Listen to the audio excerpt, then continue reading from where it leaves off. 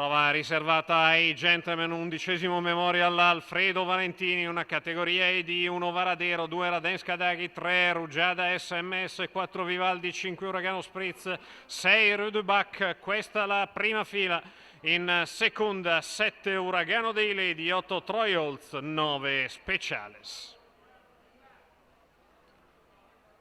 Macchina che va per lasciare i concorrenti. Stacco della macchina, partiti. Dall'esterno Rudebach converge sull'opposizione interna di Radenska Daghi e Rugiada SMS.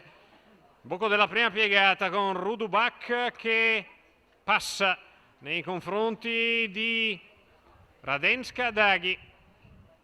Al largo si è dovuta adeguare Rugiada SMS, presto sopravanzata Speciales. 14,2 il lancio con Speciales che non perde tempo e va a gravitare a lato di Rudebach quando il quarto iniziale è passato in 29 scarso da 1,12 al chilometro. Seconda piegata, match doveva essere, sembra profilarsi. Rudebach in vantaggio, Speciales al largo, lì a contatto Radenska Daghi, 600 in 43,7 davanti alle tribune. Speciales proteso a lato di Rudebach, due pedinati da Radenska Daghi e Troy Holtz, poi la coppia composta da Vivaldi e Rugiada SMS. Ancora all'estrema retroguardia Uragano dei Lady, 58,3 gli 800 metri iniziali. C'è stato decisamente lotta in questa prima parte di gara, tanto che il chilometro se ne va in 1,13,8. In vantaggio Rudebach che però ha speso, lo ha fatto anche Speciales. A contatto c'è Troy Holtz lungo i birilli, Radenska Daghi.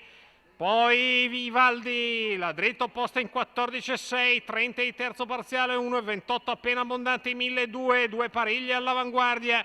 Cerca di inseguirli Uragano dei Lady che però è ancora lontano. In vantaggio Rudebach, la mossa di Troy Holtz in terza corsia a lato di Speciales.